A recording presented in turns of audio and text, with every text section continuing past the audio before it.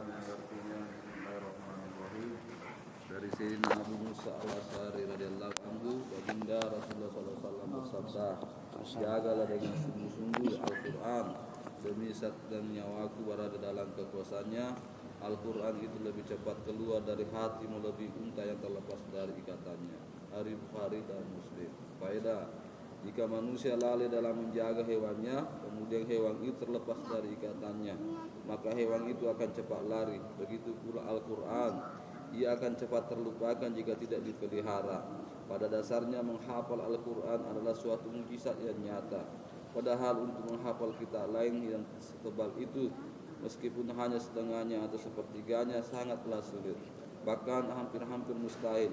Oleh sebab itu Allah Subhanahu wa taala berkali-kali menegaskan dan mengingatkan di dalam surat Al-Qamar bahwa menghafal Al-Qur'an adalah suatu rahmat dari Allah Subhanahu wa taala.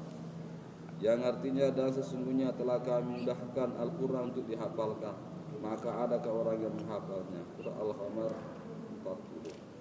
Penyusun kitab Al-Jalalain menulis bahwa istifham atau pertanyaan dalam ayat di atas mengandung makna perintah menghafal Al-Quran yang telah Allah Subhanahu wa taala tegaskan berkali-kali.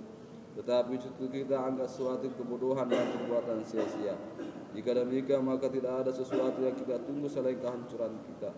Betapa mengherankan jika Nabi Uzair alaihissalam digelari oleh orang Yahudi sebagai anak Tuhan hanya karena dapat menulis kitab Taurat dari hafalannya, sedangkan kita kaum muslimin diberi kemudahan oleh Allah Subhanahu wa taala untuk menghafal Al-Quran secara umum, bukan hanya untuk satu orang.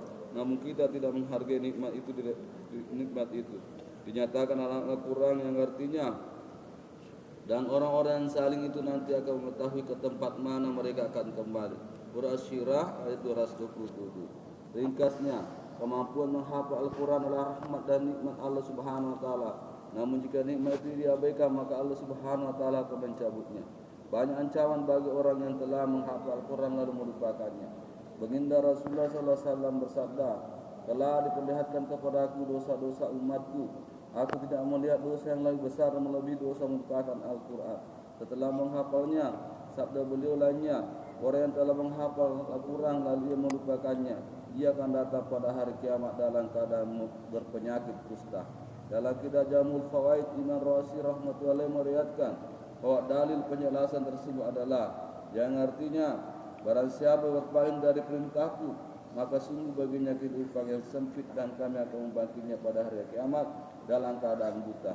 Dia berkata, wahai Rabbku, mengapa engkau bangkitkan aku dalam keadaan buta padahal dahulu aku melihat?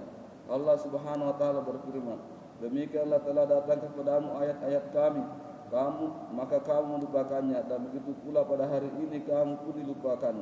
Maksudnya tidak ada satu pun yang menolongmu. Surah Thaha ayat 124 sampai 124.